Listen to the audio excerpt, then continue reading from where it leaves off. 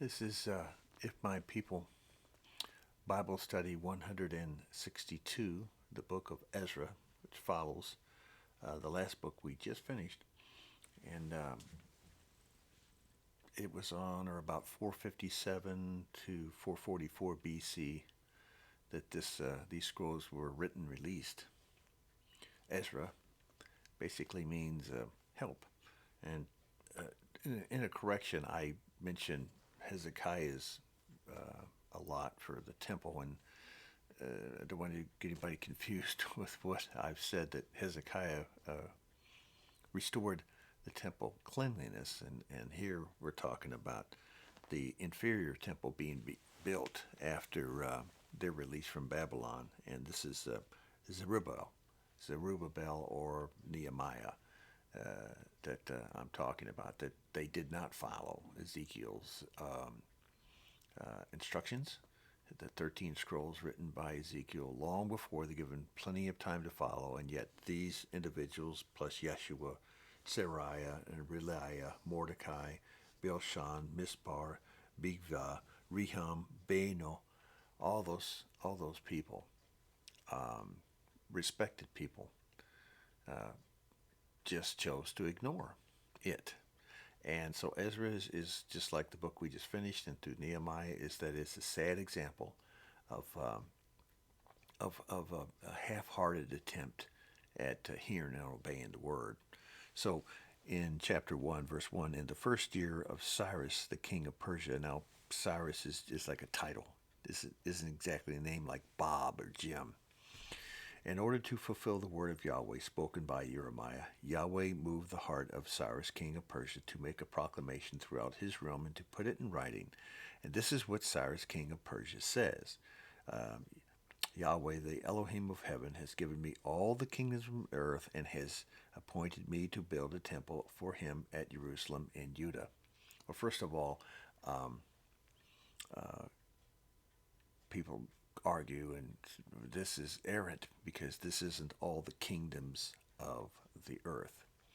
Well, this is the typical political leader. Okay, the Bible is not errant at all. And what was written down, the writers who wrote this, that Cyrus told them, and they wrote it down, the scribes, they wrote down what he said. So this is just typical arrogancy of politics. So was Cyrus a statesman? No. Was he a politician? Yes. Now, further history into this and digging down, Cyrus, no doubt, did receive this message from the Father, and he did release the Jews. This is start using the word Jews often here now. And it's kind of a slang Babylonian name. Just like Cyrus is a slang name for a leader. The Jews is for, it fits everybody into one. And it fits the Jews of those days. But that's not Israel. That's just a small piece of them. The Benjamins and the Yehuda, the Judah and the tribe of Benjamin. So I commented and I said, as we now spend time in Ezra, we will find that Ezra was responsible for revival to a great extent. And as a priest, a descendant of Hilkiah, he was also a reformer and organizer of they would call synagogues, orders of the scribes, and helped arrange the canon of scriptures during that time. Today, there is a rash of churches that have set aside a month for revival. In modern terms, so I'm applying it to today. What's going on? Believers, this has never worked and cannot be done, and it does not make any sense, but thousands of churches do it year after year. Well, what am I talking about? I'm talking about the fall revival. 40s, the 50s, 60s, and 70s that I remember. The 80s, you'd be driving down the road and you see a sign outside the front of the church that says Revival, October 24th. It's always somewhere around Halloween and somewhere around getting your feelings and emotions going. They kind of get in on that. And then it ends somewhere around Thanksgiving because you got to stop then, so all the Christmas and bunny and Santa Clauses and all this stuff has to kick in. But let me remind you of this. You remember this. Here's revival. And you can't put it in your church bulletins. You have to have joy in you. And when you lose your joy, you have to remind yourself. You have to be reminded. And you have to remember what you're supposed to be doing, who you are supposed to be the image of. And you should regret and you should have sorrow for not hearing and obeying. And if you do this on a yearly basis, that's just fine. If you do this on a weekly basis, that's just fine. But you just can't order up revivals. So you have to repent. You have to turn back to the way, the life, the truth. You have to render all things unto the Abba Father. You have to cleanse your house and fill it with goodness and truth and mercy and good works. And then you can reveal. The truth will be enters your heart and cleanse it daily. It is revealed in you. And then when it's revealed in you, you can revive and be with others. And you can have a brisk and lively renewing of your heart.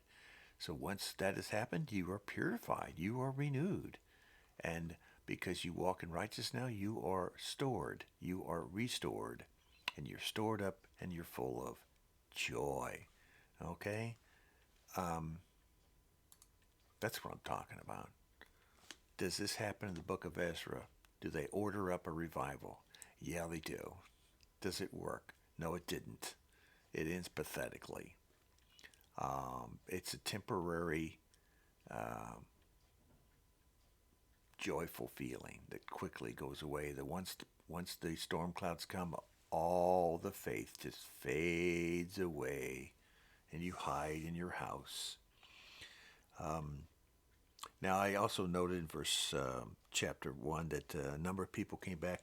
Somewhere around 50,000 came back with Zerubbabel, and somewhere around 2,000 returned with Ezra. Somewhere around there. It doesn't matter the numbers. It's the remnant. It's the remnant. The key word is remnant. And then it gets a little detailed in specific numbers. That's one thing about this Bible study is that people really get into numbers in those days. They like to be correct, unlike the counting that we see today with elections with made up numbers and computers that make up numbers and transfer numbers and so forth. This is reality. It even has people's names, which is accountability. And in chapter 3 there, it says they brought up the Feast of the Tabernacles and the required number of burnt offerings prescribed each day. So they're in the Old Testament, the old Torah. They're in the Old Covenant. So yes, they did have their 9 a.m. And 3 p.m. two burnings a day. And they did follow back the original Torah. And then they also followed the added-in Torah, and they followed all that stuff that's hung on the side of the ark that was a burden to them. They were still in the burden stage, and they were trying to, once again, follow out all this under the Old Covenant, which is it's not going to work. It's not going to work. As we see and we read through all that, we see they even gave money to the masons, the carpenters, and notice that in chapter 3, verse 6, 7, and 8, they gave money to the temple, but the temple money, who they give the money to? A bunch of heathens, a bunch of pagans that have nothing to do with the Father, nothing to do with hearing and obeying, nothing at all to it. Is that a lesson for the day, where you put your money? No church in the United States should be built unless the money is there and is paid for. You don't borrow money from the government or from banks or anyone else. You don't get into the financials outside your church. You don't do that. Here, typical example of it. So who was involved? Cyrus, the king of Tyre and Persia. And by the way, Cyrus not only released the Jews and the people of Judah and Benjamin tribes, but others that were living in the area. As I mentioned before, there were farmers that never left Israel at all, so they were involved in it too. And to this very day, the Orthodox Judaism in the synagogues say that Cyrus was a Messiah. They've had a bunch of Messiahs.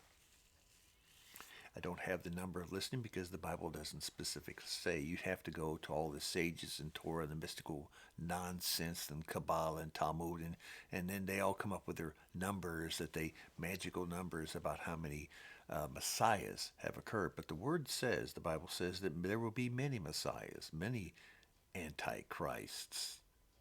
So with Cyrus, Yahweh works his ways whether you're good, bad, or indifferent. He doesn't lose. So these messiahs, I can understand the Jewish people being very happy about it. Here's what they don't tell you. They keep impeccable records that somehow the goyims, the regular Gentiles, the Christians don't get to hear this. You have to go to you have to search it on your own through colleges and libraries that you can get true information from, not the internet. That Cyrus released all kinds of people from Persia, from Iraq, from Babylon to go back to their pagan religions and make altars to their gods. So Cyrus released all kinds of wrongness into the world, and yet Orthodox Judaism calls him Messiah. Well, there you go. All right, that's just another one of those pathetic situations. So now we're in still at verse 12 of chapter 3. But many of the older priests and Levites and family heads who had seen the former temple wept aloud when they saw the foundation of this temple being laid. Many others shouted for joy. Why did they shout for joy? These people were happy to see a temple. Why did they cry and lament? Why did others do at the very same time? Because they saw the size of the foundation, and the building wasn't built. The walls weren't up, and none of it was done, just the foundation. But they looked at the foundation and go, man, this thing's kind of small. This is not the right size. This is not what I remember. And they knew no matter what is built on that foundation, it's going to be inferior. So there you go. And is it worked on later on to make much bigger and fancier? Yeah. Who?